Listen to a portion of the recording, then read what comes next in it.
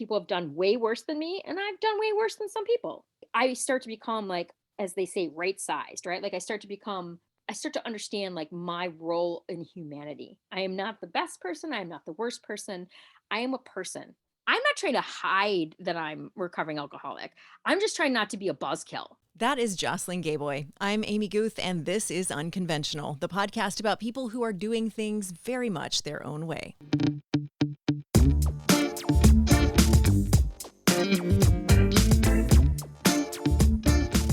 So this is the podcast about people who have done unconventional things and made unconventional choices. And I'm here with Jocelyn Geboy to talk about sobriety, which to some is an unconventional choice. So where do you want to start with that? That is a mighty big topic. Yeah, it really is. Well, I'll start with this just because it's pretty mind-boggling to me. Yesterday, I celebrated 20 years of consecutive no weed, no alcohol, no other random ass drugs, not having any of that. And that seems preposterous to me. It just seems stupid. I'm just like, is that like, how is that possible? Where have 20 years of my life gone? And how did I do this one thing, just one thing, but one thing every day for 20 years? Like, how is that even possible? Well, you say one thing, but it's a big one thing, right? It's not like chewing gum. There's a lot to it. There's a lot of parts to that. Yeah, but I guess that's one of the things I would love people to know is that there are many ways to recover, many, many ways. 12-step program is like what I do and what I refer to and like how I'll like reference my sobriety. And there comes a point in the literature where it says this idea that like by this time, we will basically find ourselves in a neutral position when it comes to alcohol. We're not going to be avoiding it or fighting it. Like it literally, the idea or the desire will be removed from us, right? It's no longer an issue. It very quickly says then we got to like keep doing our spiritual shit and like whatever, like that's just not like, oh good, check, got that happening for me. But the reason why I think that's so important is that like if I had to think about it every day, if it was always on me, if I always like, if it was a thing every day that I had to be like, okay, don't drink, don't drink, don't drink, I'd be drunk. I'd be drunk a long time ago, like a very long time ago, if that was what it was, if that's what it ended up to be. Like I'm curious, like all the dry January people. There's got to be people who are like, "Fuck, I am on day 13. God damn it! Why is January so long? Don't drink, don't drink, don't drink." You know, and that's miserable. Like I know if it was like that, if that's what sobriety was, I would not. I would be drunk. So how do you feel about this 20-year mile marker? I think it's more of a mind fuck of like, where did 20 years of my life go? And it's also, so now I feel like I have my dad dying, being sober, and then the pandemic. Like, I think we will all have a pre and post. So like, when did that happen? Oh, it was before the pandemic. Oh, blah, blah, blah. And I have, it was before I was sober. I was drinking then. What year was that? Oh, it was before my dad was alive. You know what I mean? Like, I think that there are these markers that everyone has their own, but definitely sobriety for me is one of them because it was a radical change to the way I was thinking and acting and believing. And I know like, oh, this is when that happened. But yeah, as far as 20 years go, I'll be honest with you, for as much hope as I found in sobriety, there is an equal amount of like sadness. Like I've seen people with 20 years go back and drink again.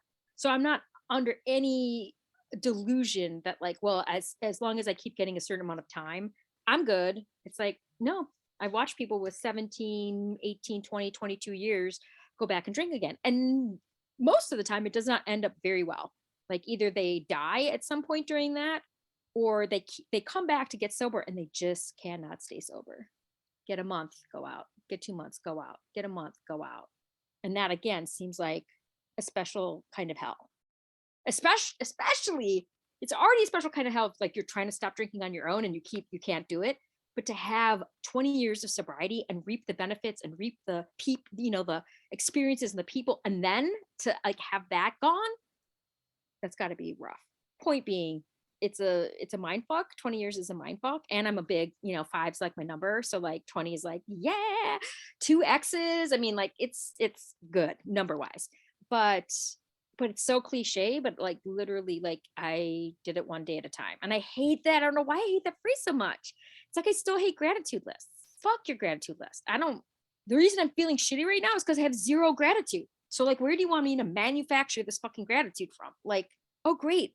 What's fucked up is like, my first thought is, oh, great, I have both my legs. And I think like that's lame, right? Like, oh, this is what I'm grateful for. And then I'm somewhere and I see someone in a wheelchair who can't fucking walk. And then I'm like, nope, that's a real thing. That's a real thing to be grateful for, the fact that you can like ambulate, move about the country. But I'm with you though that the sometimes the gratitude list crowd can get a little, not a little, a lot into the toxic positivity lane in a big way. Yeah.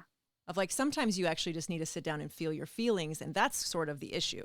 By not sitting down and feeling your damn feelings, that's where we go out and distract ourselves with all kind of other shit. Right. That's interesting, because I think over the years, especially in the last like 5 years, like I've seen a lot of articles, like just slagging 12-step programs. Like, it doesn't work. It's this, it's that, it's whatever. And I am okay with thoughtful critique of a program. Oftentimes I get mad at those articles though, because what they are referring to isn't actually the 12-step program, the books you read and like all of that. It's the other part of it, which is like, we call it the fellowship, like the people who are doing the program and showing up for meetings and all of that stuff.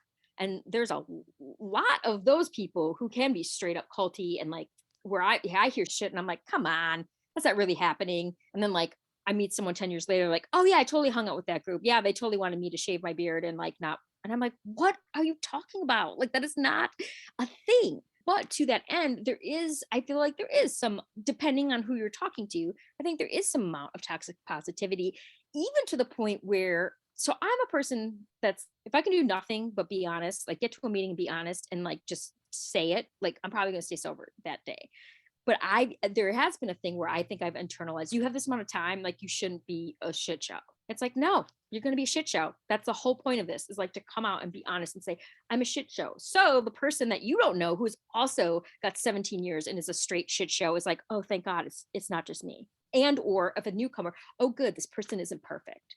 Their life isn't just magically, I'm waiting for this thing and I'm not getting it. It's like, no, you're never going to get unicorn sobriety.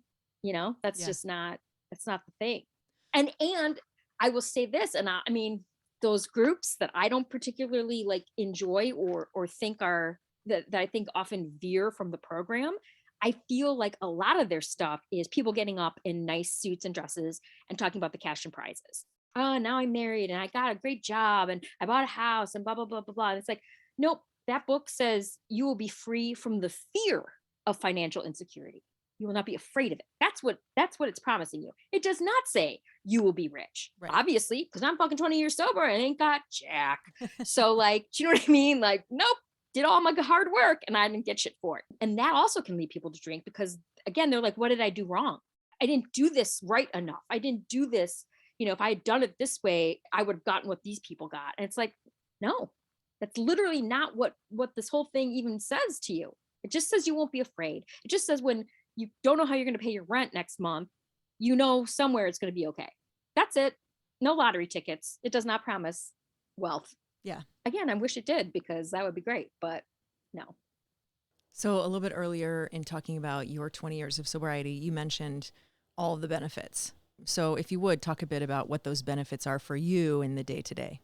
Probably the number one, often I have not had the experience to really travel a ton, but like I know for a fact, if I were to move to a new city in Europe, even, I could find people and they would be sober and they would be like, here's our favorite restaurant. They would hook my ass up. Versus I think about other people moving to cities like by themselves. And I'm like, how do you even know anything, much less like make friends or like have, unless you're like maybe coworkers, I don't know. And so like the friends and the people that I've met, I think sobriety is double time. I think if I've known you for 4 years in sobriety, then I basically know you 8 years not in sobriety, because like the things that we share with one another and the things that like we go through and the things that we like I can say, I'll never forget this. I remember being at this corporate job and I was in the copy room and someone came in and they were like, oh, like, how are you today? And I thought, well, I don't feel like killing myself. And thankfully I thought again, don't say that out loud. Don't say that. No one's going to laugh. Your friends are going to laugh at that. These people, no, they're probably going to call EAP and be like, this chick needs fucking help. So it's that like having these people who are reliable, who show up, who I can say, I didn't feel like killing myself today. They literally will laugh because they know that whole thing. So that to me is at the core of it. And then it radiates out from there because it was like some of those people who like taught me like, when you don't show up for shit, you think no one's going to notice that you weren't at the party. But guess what? People do notice. And you're being selfish. You're thinking like, oh, I don't matter. Who cares? But that's bullshit. And like, you need to show up when you say you're going to show up. Right.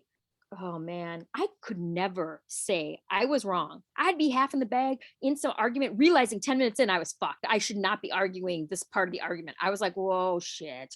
I either learned some new information or like something changed. And I'm like, and I would just double down and just dig and not just say like, oh, actually, you're right. That seems much better. Just be able to say I was wrong. And I also never could say, I don't know. Let's do this. Do we want to talk about Chinese politics? I don't know shit about Chinese politics at all, but let's do it. Let's talk about it. I'll make it happen.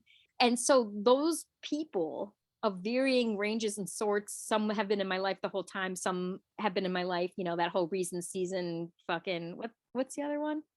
Reason, some are for a reason. Do we have to Google this right now on the spot? For a season. For a reason, for a season, or for a lifetime? Oh, it is a lifetime. Yeah. Okay. So I've had experience with all of those. Here's a weird benefit. Learning, if you're somewhere and you feel uncomfortable and you're like, oh, this is the worst, go wash the dishes, go take out the trash. Like if you're at a party or something like that, do something. Make yourself be of service, like do something actively to be of service. And when you're doing that, if I'm taking out the garbage, I'm probably still got the monkey mind, but like a lot less than if I'm sitting in a chair in the corner, just going, everyone hates me. No one likes me. What's going on? Oh my God. Do I like that person? Maybe, if I'm taking out the trash, I make sure I don't fall down the steps. I need to get a new bag when I get up. You know what I mean? Like just even stuff like that I never would have ever thought of on my own until someone said like, here's a tip. Here's something you can do if you find yourself in this situation. Do these things. What do you wish that more people knew about sobriety? I think I wish, because again, I'm working in 12-step land. So like, there's definitely like straight up mentioning like the word God. And it's like, that is such a shit show word, but like, I'll say it because it's 3 letters and I'm lazy. Like I just, you know what I mean? Mostly I say universe, especially if I'm talking about something like, there's too many people in the world who are not woo. So you add on top of that, this thing like, oh, the reason I get this or I experience this is due to some woo factor. And they've had terrible experiences with their particular idea of that thing, church, punishments, sexual abuse, like whatever it is, like a person dying or whatever, when they were young and they were like, oh, this God, fuck that, So I wish that they knew that the step says like, as we understood him, right? And we can go into that. There's a lot of like, we're changing, gender, all that stuff. Like, I get it. That sucks. But that truly is, it's true. It's not Jesus. It's not, Allah. It's not, there's no thing at the top of 12-step program that is like, oh, but actually we didn't tell you, you actually have to believe in this thing. So do you think that deters people from getting involved in a 12-step because they're like, oh, there's this God component, and I don't know if I can get into that? 100%. Because I hear it. I hear people in 12-step program say, I was a straight atheist, wanted nothing to do with it. Fuck this, fuck that. And guess what? Here they are and they're talking about God. It's their experience. Like, I did not want anything to do with it. Like, I was so desperate that like, I just was going to do what you guys said to do, but like, I wasn't buying any of that shit. So yes, I think that is 100% a barrier for people. 100%. And outside of 12-step, what do you wish more people knew about just the act of living sober? I mean, I think it's that thing that I said where I do not think about it. Let me clarify, quantify, caveat. Let me asterisk that by saying, of course I think about it sometimes. Of course it's 80 degrees and motherfuckers are on the patio. I shouldn't say motherfuckers because I'm not even mad at them. I just want to be there having what's funny about it is exactly how my mind works. Oh, I want to have a beer. I didn't even drink beer. I would never go to a patio and drink a beer. Give me a Captain and Coke, please, with a lime. Please don't forget the lime. So I still think about it, but hardly ever. And when I do, I can go, oh, yep, that thing. That's not real. That idea, whatever you have right now, like that, whatever, however you see this playing out, like it's not going to go that way at all. It down. Yeah. Like, yeah, exactly. That's just, or even here's a perfect example of the gotcha. Like, hey, universe, help me stay sober. Right. Cause like, I just need something to like get the little shield back up because yeah, I just need, yeah, but for the most part, I don't think about it. I had a roommate, he had a 175 fucking absolute vodka in the our freezer. And people cannot see me, but like there was like half an inch left in this thing. And I'm just like, you had a party and like no one couldn't make that happen. You couldn't fit. Like I wasn't mad that it was in the freezer. I was just mad at the way these people drank. I was like, how is this not in the wrist? How did you not drink? How didn't someone not be like, okay, one more shot for everybody? Like, how is there only this much left? Like, you're crazy. That's insane to me. But 98% of the time when I opened the freezer, it was like I didn't even see it. It literally didn't exist for me. And then if I ever did notice it, I was like, oh, okay. I noticed that. Interesting. Right? That's telling. Yeah, he was worse. He had 3 bottles of wine standing up straight in the east. The sun would come in the east and just like blast. So he had 3 bottles of vinegar, basically. Yes. And I don't know what they eventually ended up, but finally I was like, I put your wine in the pantry, lying down. This probably already corked to shit, but I was just like, I put them in the dark, lying down. Yeah, it killed me. I was just like, whoa, it's his stuff. Let him do what he wants with it. I don't have to drink it. Like, I'm like, oh, bro, you're killing me with this. And that wasn't an issue for you to live with somebody who had alcohol around? It wasn't. I don't happen to really be with people, like live with people who drink right now, but yeah, no, it's just not. I mean, there's a full stocked bar at my mom's house in the basement. Never occurs to me. It never occurs to me. I'd love to get your thoughts too on, I think about this a lot. I feel like just our language is such a booze forward culture and booze forward language. I feel like people are always saying things like, I got to go, it's wine 30. Right. Or, Yeah. I saw online not long ago, these cups that said something like mommy juice and like wine glasses. And it's so deeply ingrained, this booze heavy culture, that when someone says they don't drink, people are quite astonished sometimes. And sometimes the next question that follows is way personal. Like, why don't you? Or like, which is kind of no one's business. And, no one has to answer that at all. But I feel like people are so very astonished by that because booze culture is such a thing that, people are, for comedic value, tweeting their experience with dry January about, tweeting in a flip kind of, silly way of like, okay, really could use one today. But every time I see it, I'm struck by just how booze forward we are culturally. Yeah. I don't have kids, so that whole mom scenario is like not really part of my thing, but I see it and I know people who are sober and have kids who are like, what the fuck is that all about? Like, that's weird. Like, and I'll say this, it's like cis het white women. No, you could never have an African American mom who had a wine glass that said mommy juice. Like DCFS would be called right now. Like, do you know what I mean? Like, that's such a like, oh, whatever privileged thing. But I did just make a TikTok about the secondary part, which is the shocking thing to me is that normal quote unquote drinkers don't care. If you say I'm not drinking, they literally don't ask you another thing. Like if they're super like on top of it, maybe they'll be like, oh, here's some like non-alcoholic like scenario that I have, like whatever. But normal drinkers don't care. It's not even a thing for them.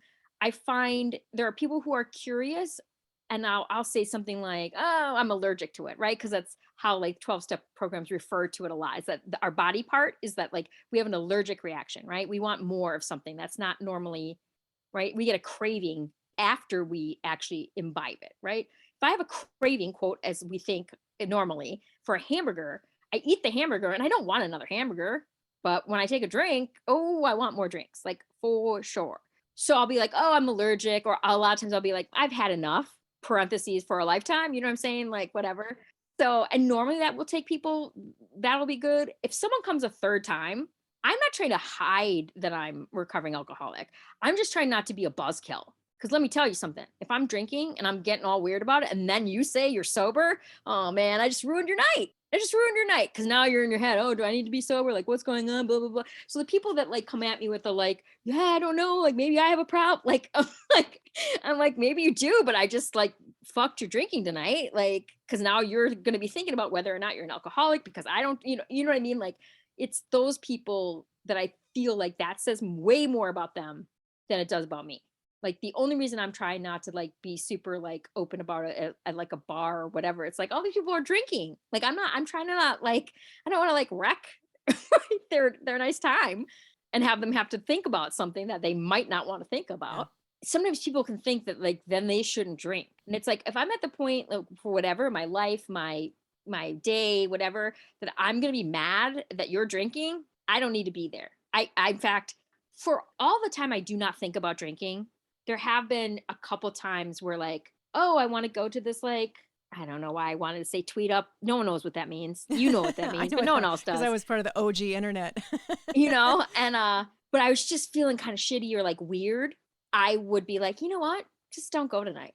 Would I have drank? I don't know, but I know I'm already starting off balance. I'm already starting in a place that isn't, normally my normal thing. So I also am pretty good about honoring that, which is weird because I have zero willpower. I never want to do the right thing. I will not go to bed on time. I have problems eating right. Oh, should I do exercise? Who cares? Like all of that, like cannot do it. Like I struggle so bad. But like when I get that really small voice, I'm like, okay, cool. I won't go tonight.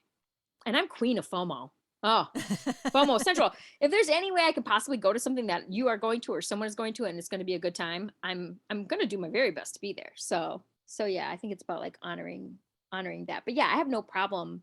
I have no problem with it. I just have this idea. I mean, maybe that's part of another like psychology episode, but like maybe that's just my bullshit of constantly trying to like manage other people's reactions or Sure. expectations or whatever. Like I'm already trying to take care of them because they might have an internal freak out that I'm an alcoholic. I don't care But if I'm an also, alcoholic. but also if you are aware of people that suddenly realize that that kind of turns a light on them, then you're protecting yourself too, because it's not your job to help somebody in a moment. If they're like, oh, is that my deal? Is that my problem? If they're going to have that freak out, that's on them. That's not really your job to save them per se.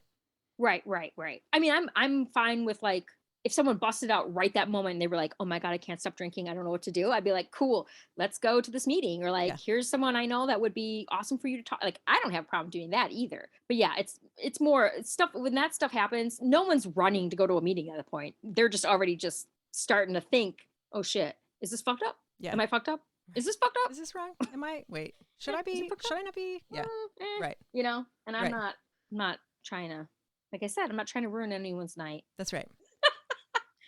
So we referenced dry January. I want to talk about Yeah. that a little bit because I feel like I know some folks that have done a dry January and later said, like, that set them on a path of sobriety, and later said, I kind of knew deep down this is what I wanted to do, but that was a really safe way to step into it. And that was like a socially, like, I'm going to go radio air quotes here, socially acceptable way to be talking about doing this and being on social media talking about this and kind of testing the waters of sobriety.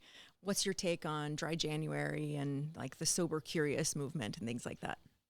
At one point in the literature, it says there's many times when I read the basic text where I was like, oh fuck. Like, is that true? Because then I'm an alcoholic for sure. And there's just one sentence at some point. It says moderate drinkers can take it or leave it alone. So I absolutely would never diagnose anyone as an alcoholic.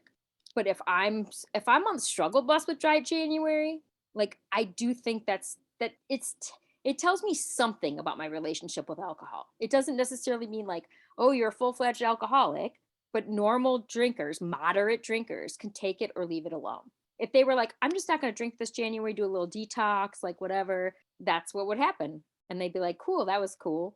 But if this is like an earnest like struggle, or you don't think it's a struggle, but if you had asked any of your family like what an asshole you were that month, I don't know, that's something to look at. I find it, to me, I feel it's like there's I don't even know if it's still around. There was this group called Moderation Management, and its point was to try and like teach you how to drink moderately. I don't know if it's apocryphal or not, but like supposedly like the founder of it like died in a drunk driving accident or something like that. I don't know if that's real or not, but the first thing that they ask you to do to like learn this program is to not drink for 30 days. And I was like, fuck that. Like I was instantly like, that's not for me. Like I can't not drink for 30 days. So I think I think it can be very telling, or at least like you said, like kind of open up a door, open up a path to exploration, right? Like what does this look like? Why was that so hard for me?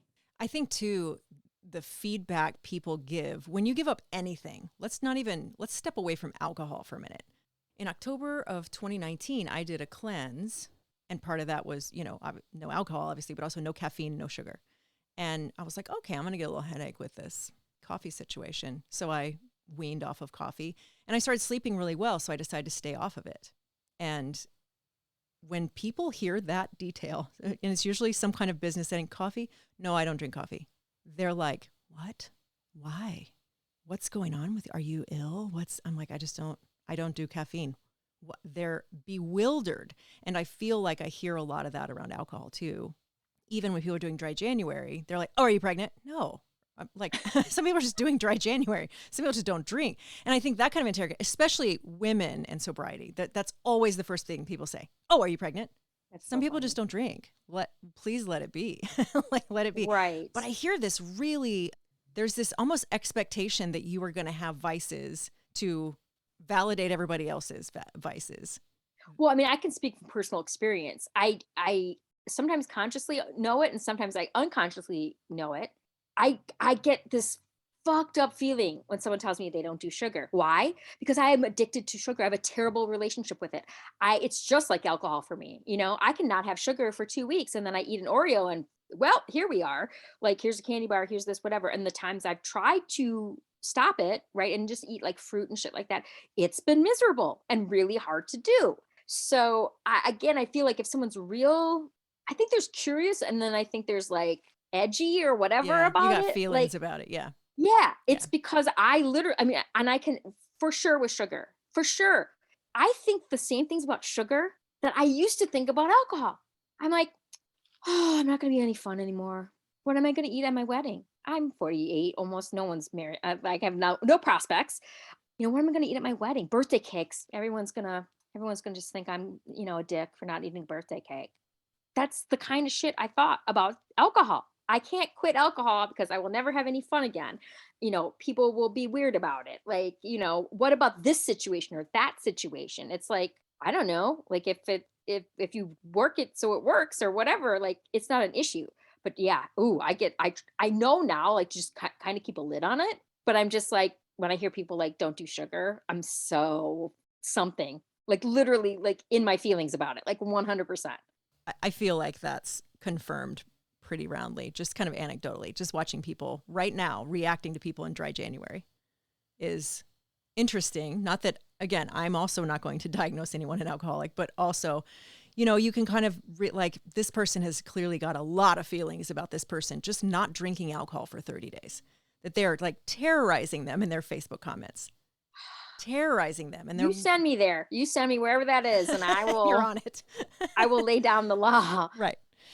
So I want to kind of bring this back to unconventionality. I mean, not that we veered from it at all, but where do you feel like your sobriety is a superpower to you? I think some of it is a little bit like what I was talking about, like doing the garbage. Like because you meet so many people at meetings and at diners and like all of that stuff, like, and people are literally saying like, my name is Jocelyn. I am an alcoholic. Like, oh, you gotta be careful at focus groups and shit. Cause it's so bad. Like I want to be like, my name is Jocelyn. That's it. And That's also you all. don't need to say hi to Gary when he says his name is Gary. We don't need to go, hi, Gary. Nope, nope, nope. Rein that shit in. But it makes me way more easy for me to like, oh, I'm at a party and like, oh, it's this or whatever. It's like, I'm just going to walk up to that person and introduce myself. I'm pretty outgoing the way it is, but definitely I've just had that because all of a sudden, sometimes that's all it needs. And now that person is comfortable. They were anxious and losing their ever living mind. And all it took was like a little connection to be like, oh, yeah, cool. Yeah, I'm at this party or whatever. Being like you talked about radical honesty, like I've been to 3 different colleges, still don't have a degree, and I was not sober for any of them. And like I just didn't, and part of this I think is like good girlness from high school or whatever. But like I didn't know. You could just be honest with people and be like, I am depressed or I'm struggling with this or can I have an extension on this paper? And you might not get it, but like that you can actually like at least put it on the table. Like I'm having this issue right now. I need more time for this. Like that's not a crazy thing to do in college. Like that's a thing you can do. I say now, basically, PS, I think I've come up probably with 10 original things in 20 years. So I say means after I credited someone 3 times, it's just mine. It's just mine. Sure, Like fair. it's fine. if I don't say or do it, I'm never going to know. I mean, it's not just sobriety. I mean, people say that like you're never going to get a yes if you don't ask or Sure. whatever. Yeah. So like just knowing that like it's not a bad thing to just tell someone the truth or like be honest about it, and then right? Because then they're either going to give you a reaction or something. Like then you can move from there. Okay, this is what I know today. Now now I can move forward. And Well, I think we like culturally have this aversion to discomfort that is so perverse to me that, in my neighborhood, like community group on Facebook, those are the weirdest places in the world. They're so weird. But in this group, there was a post a couple of days ago, and this person said, "Hey, I've recently moved to this neighborhood. I have a neighbor who's playing their music very loud. Does anybody have any advice on how I can troubleshoot this?" And I knew what I was going to say, but I was like reading through the comments because you don't want to be that person that answers the thing that's been answered 4 times already. And I'm looking through, not one person said, knock on the door and speak to them. Every single person was like, put shrimp tails in the walls and, fumigate them out and stomp back and do this and, leave a note on the car, leave a note on the door. I was like, it has not occurred to one single person to just knock on the door and say, hey, friend, can you keep your stereo down a little bit after 9 o'clock or whatever the problem was? Not one person, because I think we have this aversion to discomfort and just going and saying the thing or asking the question or asking for what you want. It's almost like it doesn't occur to us anymore to just come out with it. well, and again, then you know what you know.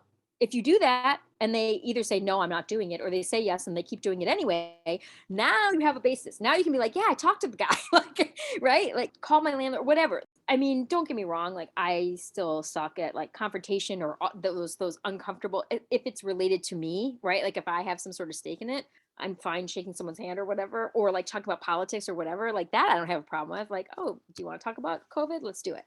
But it is harder to like go to a friend and be like, no, I'll be honest with you, like you've canceled plans 3 times and it's just, I'm disappointed when that happens. It doesn't make me feel like you value my time. I don't often do it, but like that, having conversations like that definitely did not happen pre-sobriety. For sure did not happen. Again, it's still a muscle to exercise and practice, but yeah, that was never. And the other thing is, the good thing about it is you have people. So even if I default to my natural, which is to just go to all my friends and say what an asshole this friend is and like everything's the worst, and what should I do? Oh yeah, I'm not going to do that though. Oh, blah, blah, blah.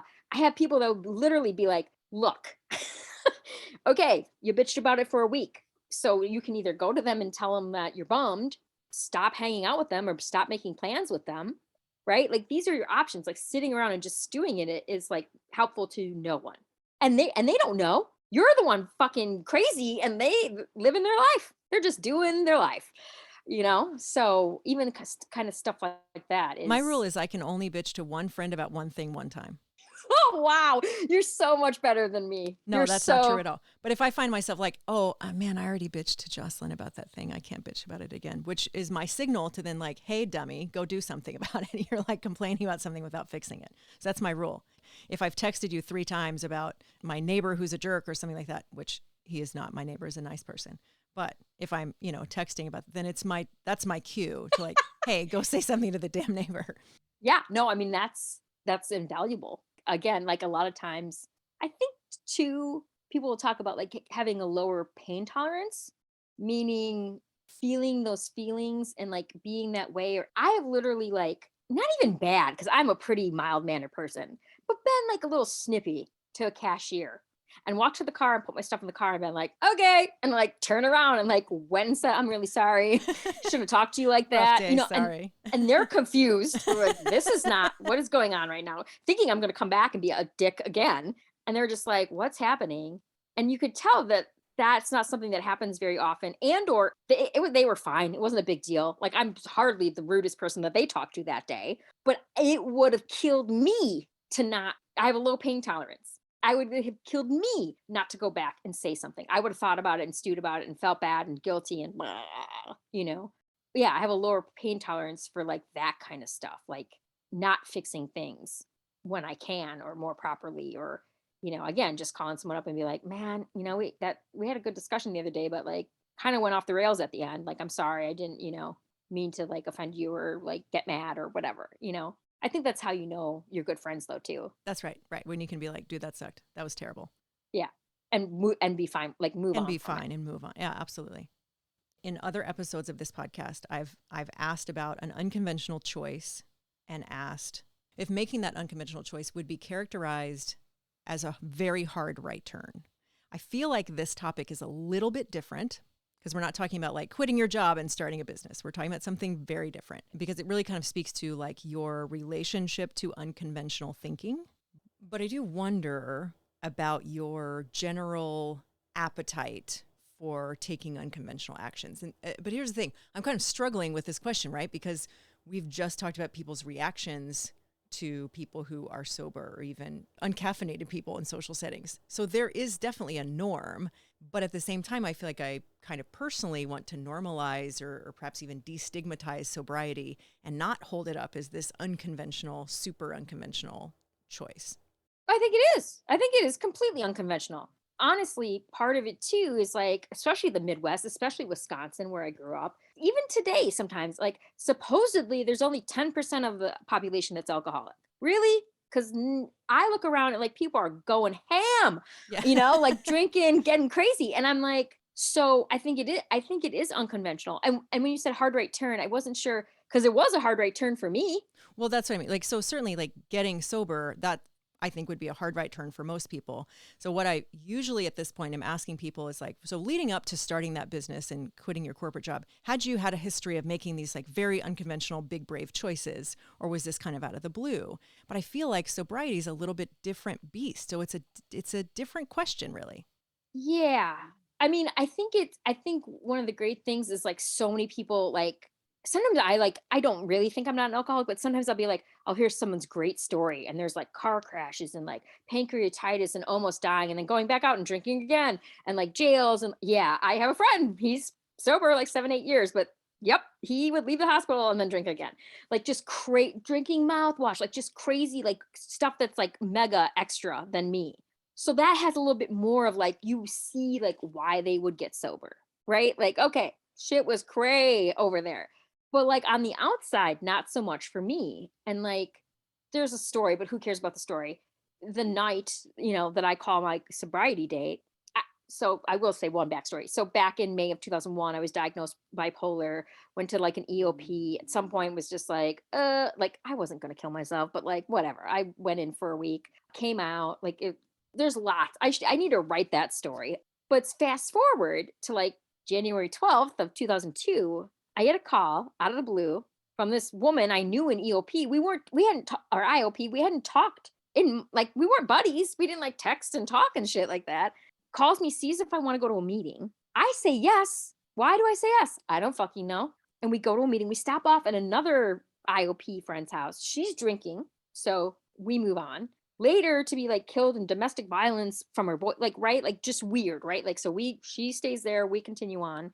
And I go to this meeting. Then there was someone there who told me about a Sunday meeting. And I went to that Sunday meeting. And then I just started getting dragged around by, like enthusiastic young people So what was who were like, why did she ask you to go to that first meeting? I Has she fucking told I you have why? no idea. I have no idea. I don't even think she stayed sober. Like I think she ended up like doing like that's the kind of woo shit that I'm like, it was a hard right turn. Like I didn't, there was some stuff that happened before that with like a boyfriend and like him being sober and like whatever me, well, I'm crying. You think I'm crying because I'm drunk? No, it was because like I was at the freezer pulling off a pint of Captain and then making myself a drink. And I'd never done that before. I didn't have to hide my drinking from anybody. Who did I have to have? Everyone drank more than me. So it was definitely like an emotional bottom.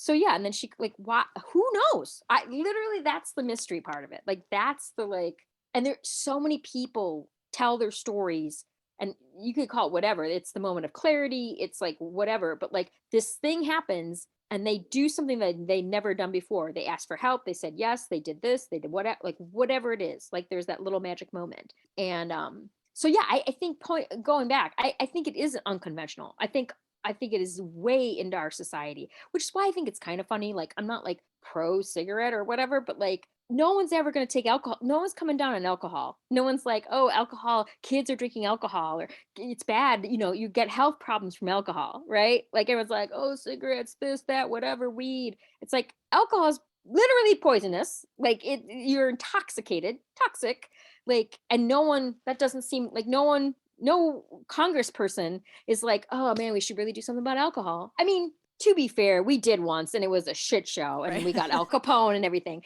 But just the idea that like no one even really seems to like drink responsibly, Mhm. that's your thing to me. P.S. If you have to tell me to drink responsibly, I am not drinking responsibly. That needs to be said. Like, nope. Well, I think even the way we talk about DUIs, like how many billboards are in town right now that don't frame a DUI as endangering lives. They frame it as a pain in the ass on your record. Or right, or you'll You, get pulled, arrested, right, or like whatever. right. So another idea that's forwarded is that like at some point when I'm alcoholic, I cannot see true from false. I think the way I live is the way everybody lives, right? That's just normal. And I remember I just the other day I drove past Wabansia on Elston, the hideout, and I just had this like I drove home. I it didn't wasn't even a thing. I drove like I am like this idea that like because I don't have any of these things in my story, so what? I got lucky. Like I just think about how cavalier I was about that and how wow, like that's I just thought that's how everyone was. I mean, the other day I still even kind of like, right? Like I know how messed up like I know I'm messed up one now because I remember like going to Leah's house and I don't know, she was gonna like have a whiskey or two or something. And she said, "Oh, you can come over, but I can't drive you home." I was like, yeah, man, those two drinks. But normal people are good and they don't want to drive if they had anything to drink. But like that two drinks, oh, that wasn't even a consideration. Yeah, we're doing this. And I just had that realization of like, wow, you could not see, you just thought that's how it was for everybody. And that was normal to think that way and be that way and do that. And it's really not. I got to put a pin in the mention of Leah because she is a podcast co-host of yours, and we got to talk about that before our time is up because I want to make sure that we talk about your very fun podcast that is a hoot and a half. But just to kind of wrap up this topic, I think what we're really getting at is a bigger conversation about social attitudes around drinking and drinking behavior. I actually want to do a very extensive, and I keep seeing more and more of them, and I'm sure they're very expensive. And I'm not sure, like I'll have to see like how they if they do trigger an obsession or not. There's like all of these like alcohol free spirit, this, that, whatever. Like every 2 seconds on Instagram, I'm like, oh, here's a completely it's different name, different thing, talking about like it's alcohol free, but it, whatever. So I think it's turning. Like I think people are realizing like, oh, people are sober and they do want to spend their money on like we all don't want to drink LaCroix and Diet Coke for the rest of our lives. Like we would like to have something a little fancy. P.S. If you go to like Broken Shaker or like Violet Room or they will make you a craft mocktail. So you can say like, oh yeah, I'm kind of into lavender and like fruit or whatever. And they will make you a craft mocktail, which I think is nice. Well, Yep. I mean, and I think that speaks to a bigger thing too, that you said something interesting, and that was we assume the default is that we assume people drink. And I think that's fair. I don't know that I do think that, but I guess that's fair. But I feel like that's shifted a little bit during the pandemic. Early pandemic, I feel like there were so many people that were tweeting about how much they were drinking. And then suddenly, I feel like some really thoughtful conversations started to emerge about people like had a minute to think about their drinking. And several people I know decided to go sober through the course of like at one point during the pandemic. And it was like, what am I doing? Why am I doing this? What is this accomplishing? What's the point of this? And I also have seen a lot of non-alcoholic, I don't want to call it like, what is it? They're calling it non-alcoholic booze, but I think that's a weird way to describe it. But it's a Right. drink product, a beverage, Yeah. that are various things that I think that's interesting that people are getting on board with the idea of not making sobriety unconventional. Yeah, I mean, I've said it a bunch, especially at the beginning. I was like, dude, if I was not sober, I'd be fucked. That's what I would do. I would drink all day long. Did I have a job? Did I ever have a job? Was I going to have like I literally like I'm like I don't like oh, that would be bad salad for me. And then even more so surprised and so encouraged by the number of people like who got sober on Zoom. Like there were not in-person meetings for them to go to, and because it's different, it's nice, you can see people's faces and stuff like that, but like it is different than an in-person meeting. There's something tangible, electric, woo, like that happens there, and then we go out afterwards or whatever. That you could talk after Zoom, but like whatever, so just being so impressed that like you can get sober if you want to get sober. Like nothing will stop you. Let's put it that way. Like nothing will stop you. If you really truly need to or want to or desire to be sober, then you're going to do it. You're going to go to a different meeting. You're going to try like something. You're going to not just if something goes wrong, which I think sometimes like I will I very rarely am, especially nowadays. But like maybe 10 years ago, like maybe I'm at a meeting and like someone drops a J bomb, right? Like throws out Jesus. And my first, I'm like, Oh, God I'm damn, like Jewish. You said J-bomb. I was like, oh, hell no. Who's talking shit about Jews? No. no, no, it's Jesus. And I'm like, oh That my God. J-bomb. Yeah, no, drop off the J bomb. And I'm like, my first thought is like, oh no, the newcomer, they're going to think this is religious. They're going to think like blah, blah, blah, blah. Here's the thing though. I'm not, no, if they really want to get sober, they're going to be like, oh, whatever, blah, blah. And they'll go to another meeting. Like no one can be literally no. I used to answer phones at our central office, Chicago Central like office. And the worst calls weren't the people who were like, I'm drunk or need help or like whatever. The worst calls were the brothers, the sisters, the cousins, the aunts, the uncles who had someone that would not or could not stop drinking. And they were just, and the thing is like, I couldn't, I mean, I obviously would tell them about another program or whatever, but like, can I do something for that person if they're not calling us? Like, we would have to say to them, like, they need to call us. Like we're not going to like go scoop them up at their house because you are in pain over the fact that it's sad and it is sad. But those were the saddest calls, knowing like I couldn't do jack about it and they couldn't do jack about it. And I never said this, but like the reality is that like some people don't get sober. They die, and that sucks. That totally sucks. Sure. Yeah. I don't mean to be cavalier about it, but like I've been to a lot of funerals and it's part of it. Like it's part of it. I remember being years sober and going to someone's funeral and being like inwardly like mad. Like this isn't what I signed up for. And it's like all this cool stuff you're getting from sobriety. Unfortunately, it's the universe. There's going to be something, there's going to be a shadow side to every part of life, to everything that you do. And this is the shadow side that not everyone will make it. And that can be a mind fuck for me too 20 years later. What did I do? Why did that girl call me? Why did I say yes? What was, well, I did all the things wrong. Like why, despite all of that, have I managed to stay sober? And I think that again, that's a point where like, if I just have to lean into the mystery. The answer is, I don't know. No one knows. No one knows. And that can be hard sometimes cause not like, I think those people didn't deserve it or like, you know what I'm saying? Like, I just don't know why that happens the way that it does. So someone has just listened to this whole episode and say they're feeling some kind of way about it, one direction or another. What advice do you have for them if they're maybe thinking about getting sober or they're sober curious or maybe they're just feeling feelings about this episode? Again, there's many ways to get and stay sober. I have one that worked for me. And I can tell you unequivocally that if you don't want to drink anymore, you don't have to drink anymore. That was something I got told like real early on. Like you don't ever have to feel this way again. And that seems stupid and crazy, but it's the truth. Like I've known it to be the truth. Like I don't ever have to do that again. There's stuff and processes and like stuff happens, right? Like it's not like I just get struck sober, but you don't have to feel that way. Like you don't. There's that great, do you remember like Craig Ferguson's Britney Spears monologue? The very end, he goes, yeah, and if you're really looking for help, you can find people at the front of the phone book, right? Like that's the way I know help is available. And like, it doesn't, whatever you think it's going to be, trust me, I wasn't like I was happy to have friends again, but I was definitely like, this is a cult. What's going on? What do they want from me? Like doing some underground Scientology shit. Like I was like doing some like, like I wasn't, but I like in my mind, I was like a reporter. Like I was just waiting for them to fuck up or say something or do something that was outrageous. And then I don't know, I drink again. I'm not really even sure, but like whatever you think it is, it's probably not that. It's probably not that. And I can say too, again, if this wasn't fun, I laugh so much. I do so many things. I've been to Toronto and New York. Most traveling I've done is like been in the scope of being sober.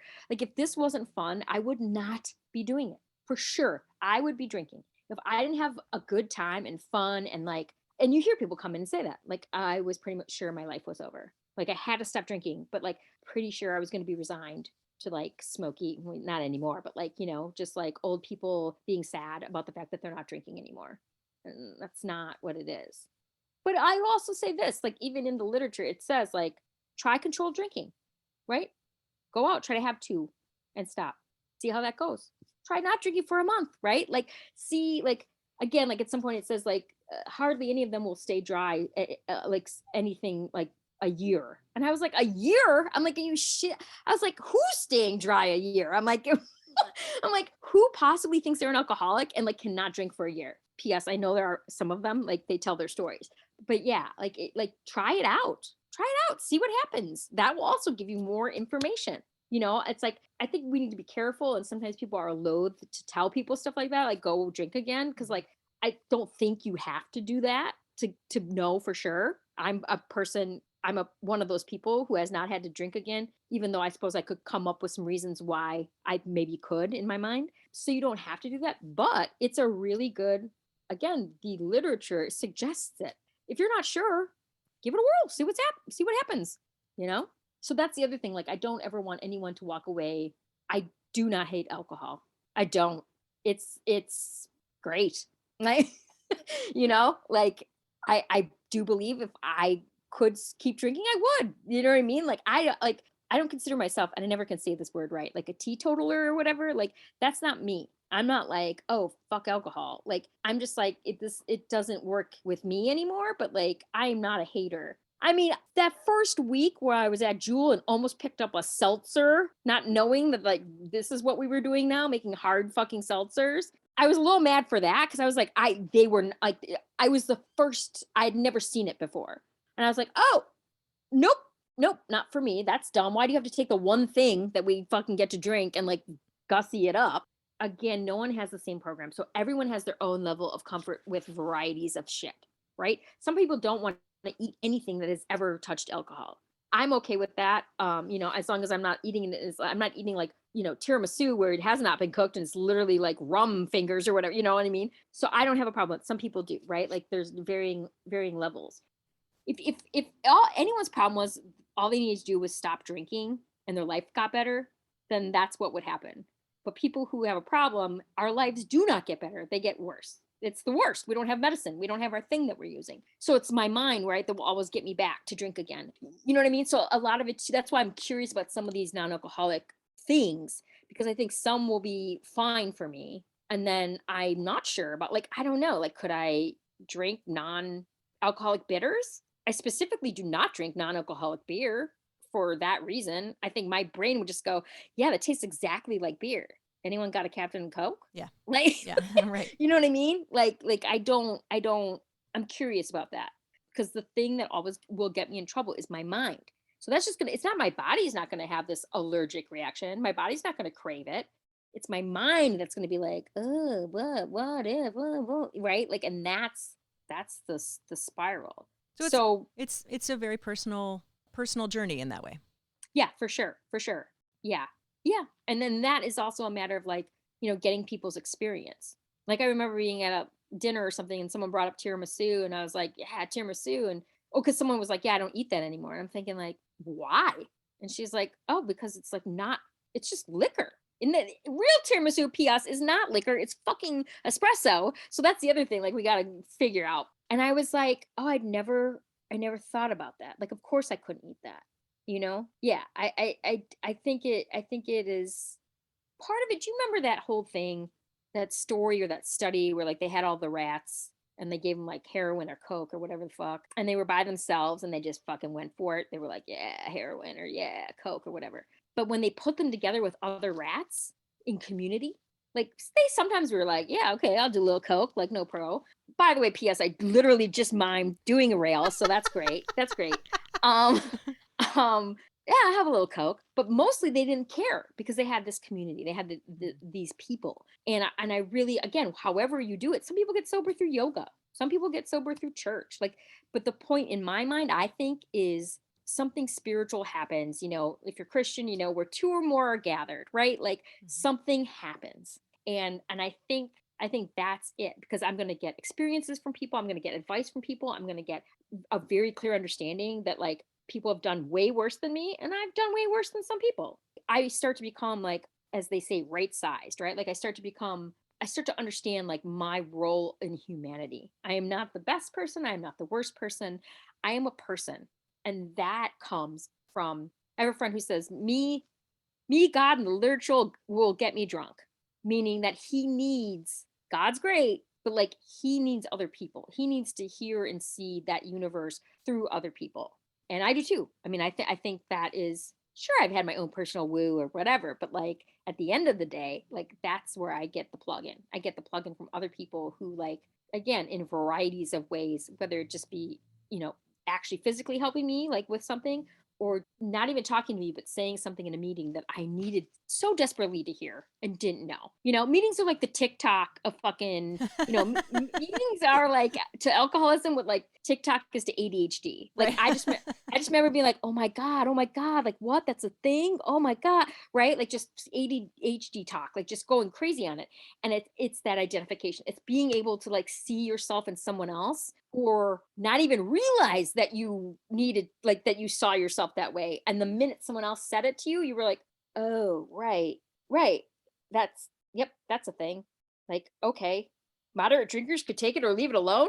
Are you shitting me? Like, do you know what I mean? Like that's a concept, right? Like I need someone else to tell me that that's a real thing. That real people, I mean, I see him now. The longer I stay sober, I see him fucking leaving half a glass of wine on the table. I gotta go. What are you doing? Drink the shit. Like, what? Like, you're crazy. But like, they're not crazy. They're normal. They can just be like, yeah, cool. I'm done. I'm good. I don't know if I have any advice other than like, you don't have to not be sober if you don't want to be. You can be sober, essentially. Double negatives are not helpful.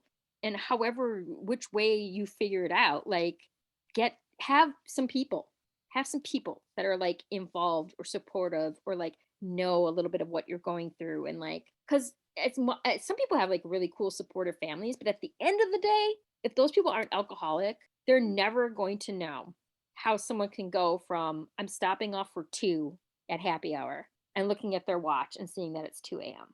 and going, oh, okay, that wasn't how I planned it. You know what I mean? Like, no, if you don't, it's the if you know, you know. Like, you know what I mean? Like, there's some piece of it that, like, unless you truly, which I think is the same for like ADHD and mental illness, and you know, there's a million other things, food, blah blah blah. Like, if you're not particularly, if you don't have those experiences, it's harder to get at them from the outside. You can tell me all about how you feel, but like, there's something sharing an experience with someone that is different than getting the information secondhand. That feels like a good place to leave it. That feels like a mic drop. I like that. That's true. No, I mean, it feels I mean, because you're really speaking to like a lived experience versus observed experience. Yeah. You have given us many things to think about. Where can people find you on social media? But also, I want to talk about your podcast a little bit because it is a hoot. So direct people. At the end of every of that podcast, at the end, you know, Leo always asks me where people can find me on social media, and I laugh every single time. Probably because my name that I've been on the internet from the get is Smussy Olay, SMUSSYOLAY, and so there's been a part of me that thinks like you need to like just Jocelyn Geboy it up or whatever, but but I've been that for so long, like it just, And people refer to you as that. yeah, I oh think yeah, oh OG Twitter, they'll be like, "Oh, it's Musty Olay over there." Like yes, it's Smussy, we yeah. all talk to each other in our Twitter names. Yeah. It's Yeah. Yeah. Yeah. weird. So it's like, I feel like I should give it up, but that is in fact where you will find me on Instagram and Twitter and TikTok, like Smussy Olay, SMUSSYOLAY. And the podcast with Leah. Yeah. Candy Chat Chicago. Come for the candy, stay for the chat. I have a theory that has been proven true so many times. I should do a dissertation on it at this point. Is that the subject of candy is an incredible icebreaker. It's an incredible conversation topic. It's an incredible way to bring people together, because even if you don't eat sugar anymore, probably there's a real good chance at some point you did. People have favorite candies, they have hated candies. There's like legendary, you know, rivalries, Twizzlers or Red Vines. Are you down with coconut? Right? These are like inflammatory topics, but they're not. It's not religion. It's not politics. It's like people arguing about like Twizzlers or Red Vines. At the end of the day, like you can even get, if you're me and my friends, I can even get heated about it, like raise my voice. But I'm not. It's just because that's who I am. I'm enthusiastic. I get crazy about shit. But like, no one's mad. No one's walking away and being like, well, you like Red Vines, so we're not friends anymore. And it's like a joyful and unpretentious topic. So I think it kind of diffuses You walk in the door, like the pretension has been removed by the time the episode even starts. Yeah. And I mean, literally, like I can anywhere where there's me and two other people and drop some candy shit in there, and people will instantly be like, well, and also I feel like it's also nostalgic. Like a lot of people have childhood memories of certain candies and all that stuff. And then because we're who we are, it's candy. We talk about candy. We taste test candy, but we talk about, we're the tangent queens. Like we talk about everything. So it's definitely like not just us only specifically like, okay, now we're tasting a Twizzler. Okay, now a Runt. No, it's definitely not that. You know what I mean? It's like us just like bullshitting about stuff while we eat candy. Thank you so much. I super appreciate your time today. Thanks for sharing all of your thoughts on this super important topic. You're welcome.